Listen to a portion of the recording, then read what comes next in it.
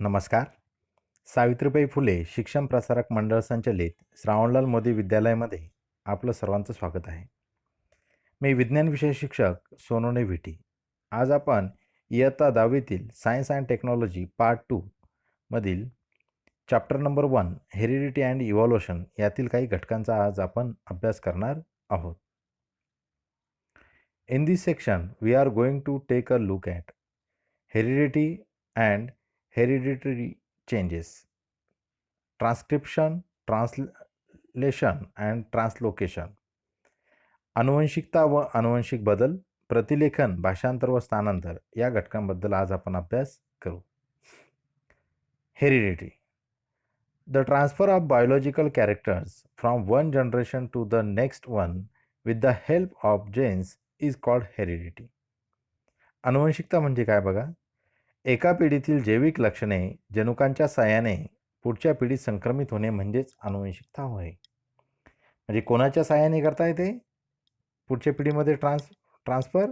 Jens. काय? Jens. जनुकांच्या साहाय्याने ते पुढच्या पिढीमध्ये जातात. आता हे जेन्स काय असतात बघा.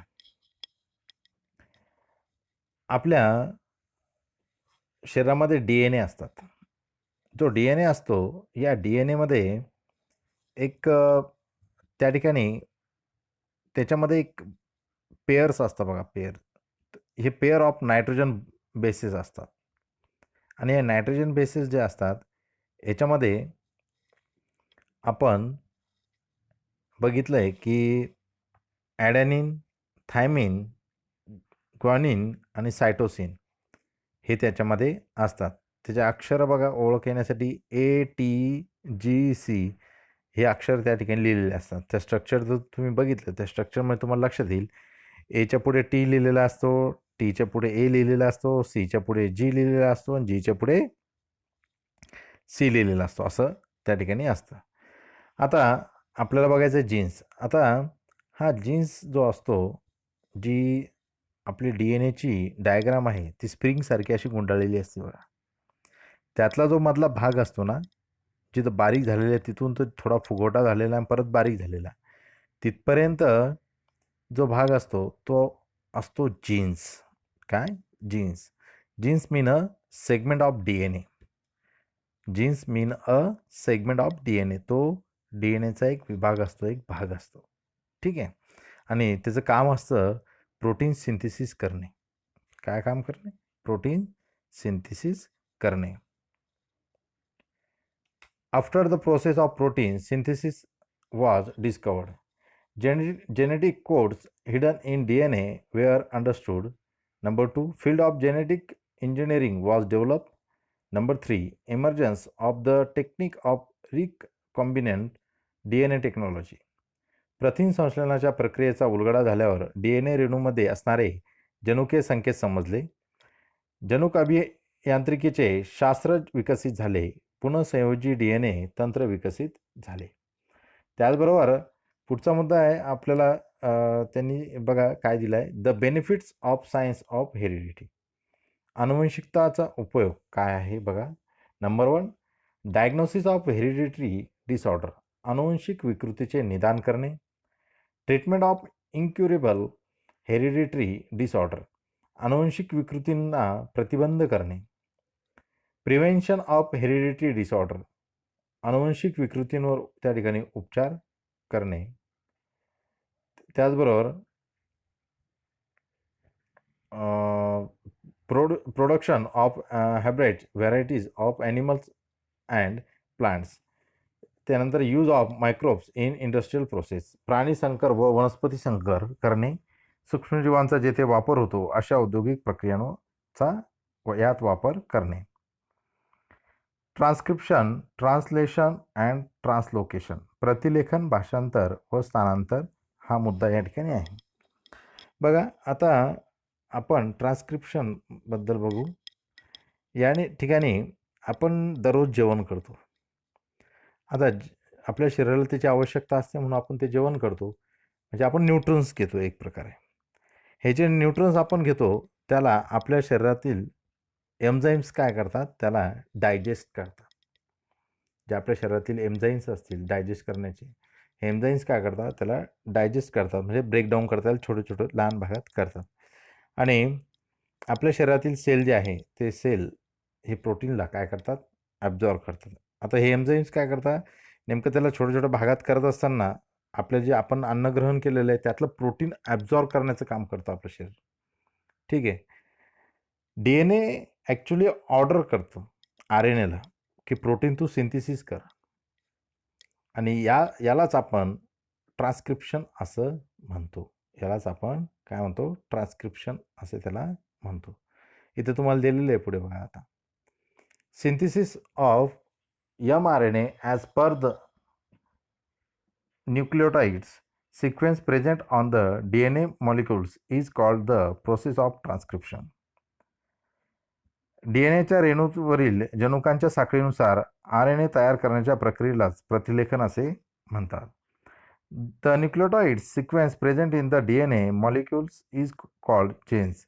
Genes control the structure and functioning of cell of the body.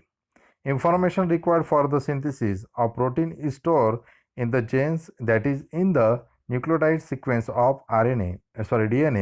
The protein are synthesized according to the need of the body.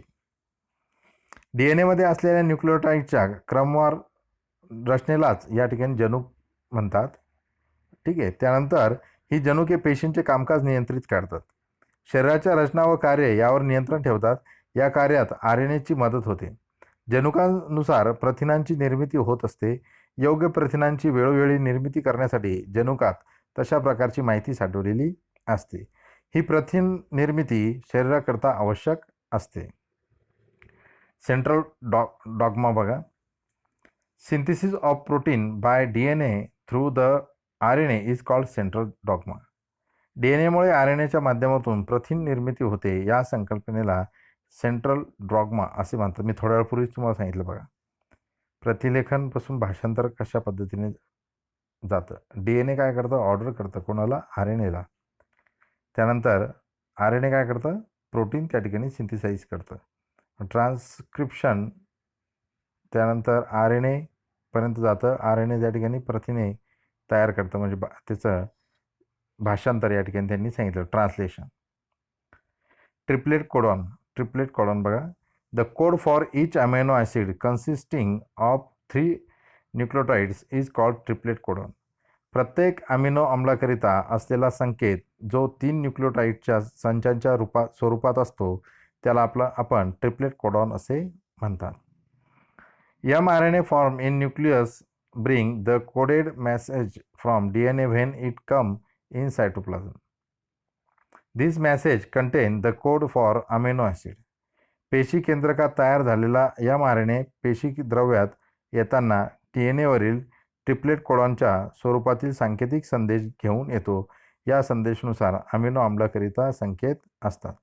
आता या ठिकाणी आपलं जे पेशी केंद्रक असतं, या केंद्रकामध्ये ॲक्च्युली फक्त DNA असतो. केंद्रकाच्या बाहेर RNA असतो. म्हणजेच त्या ठिकाणी काही आपण DNAने ऑर्डर दिली तर ती mRNA पर्यंत आणि mRNA ते कार्य पुढे करतं.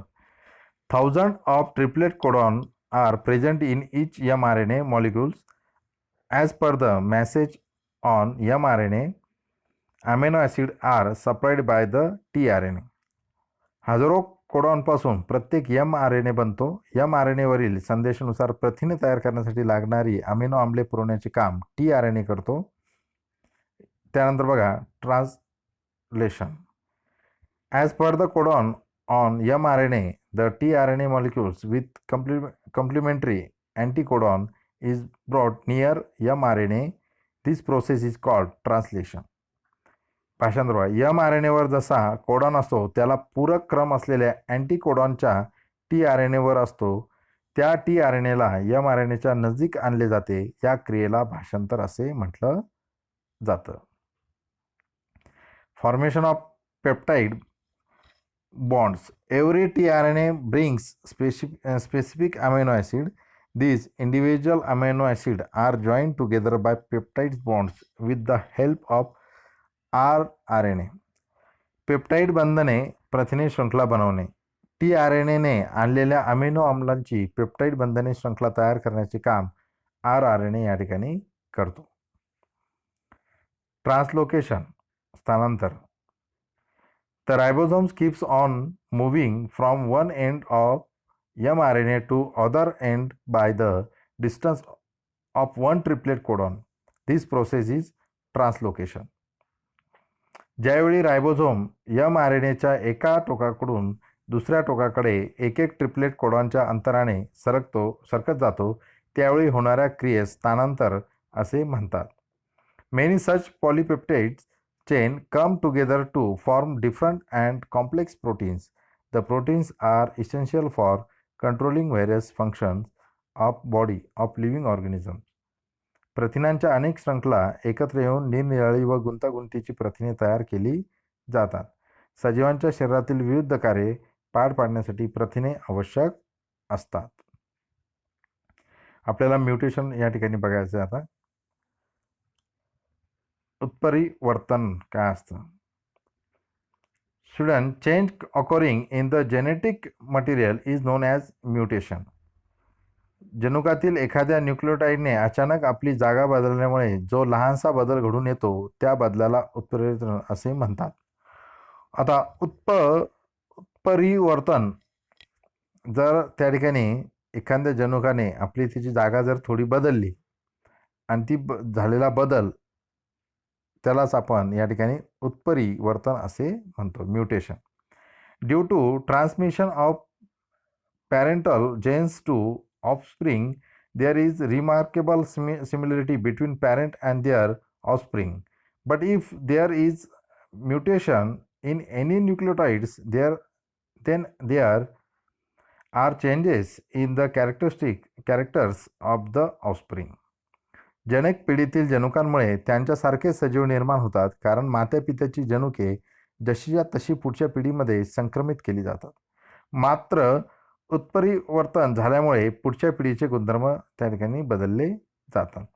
आता ॲक्च्युली होतं काय बघा, एका पिढीतून दुसऱ्या पिढीमध्ये जेव्हा माहिती संक्रमित होते किंवा नवीन जीव त्या ठिकाणी तयार होत असेल समजा, तर मात्या पित्याकडून जनुके जशीच्या तशी पुढच्या पिढीमध्ये जाण्याचा प्रयत्न होतो. DNA तिचं काम करायला करतं. परंतु होतं काय, याच्यामध्ये झालेला बदल हा का होतो, याच्यामागची भरपूर कारण आहे. ते भौगोलिक कारण असेल, त्याचबरोबर अन्नग्रहणाचं कारण असेल. भौगोलिक कारण म्हणजे काय, भौगोलिक परिस्थिती. जर आपण आपण जर एखाद्या उष्ण ठिकाणी राहत असो पहिल्यापासून आणि अचानक आपण जर राहायला जर माता पिता जे आहे थंडीच्या ठिकाणी, जिथं अति थंडी आहे, -डिग्रीच्या त्या ठिकाणी -0 डिग्रीच्या खाली तापमान गेलेले अशा ठिकाणी राहायला गेले, त्या ठिकाणी शरीर काय करतं, त्या तापमानासोबत त्या वातावरणासोबत मॅच करायला सुरुवात करतं. म्हणजे आपल्या शरीरामध्ये हळूहळू बदल व्हायला सुरुवात होतो. ॲक्च्युली पालकांमध्ये त्याचा बदल थोडा कमी होतो, परंतु येणारी पिढी जी आहे त्या पिढीमध्ये हा होणारा बदल खूप मोठ्या प्रमाणात असतो.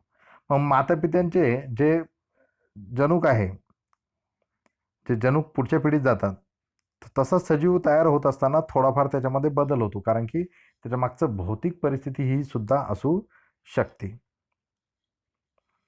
Mutation are of two types which minor and major. Minor mutation can also bring about considerable changes. Example, genetic disorder like sickle cell anemia is caused due to mutation. Mutation is an everlasting process which leads to the process of evolution. It also offers proof for Darwin theory of natural selection. या ठिकाणी उत्परिवर्तन दोन प्रकारचे असते, किरकोळ व लक्षणीय. उदाहरणार्थ, सिकल सेल ॲनेमियाची जनुके विकृती उत्परिवर्तनामुळे निर्माण होते. किरकोळ उत्परिवर्तन सातत्याने चालते. या अखंड प्रक्रियामुळे उत्क्रांती या ठिकाणी होते. ती डार्विनच्या नैसर्गिक निवडीच्या सिद्धांतानुसारचे आपण समर्थन त्या ठिकाणी करते. विद्यार्थी मित्रांनो, आपण आता पुढच्या तासाला लेक्चर नंबर 2 जे राहील आपलं, त्यामध्ये chapter number 1 heredity and evolution यातील आपल्याला evolution and evidence of evolution याबद्दल माहिती बघायची आहे. धन्यवाद.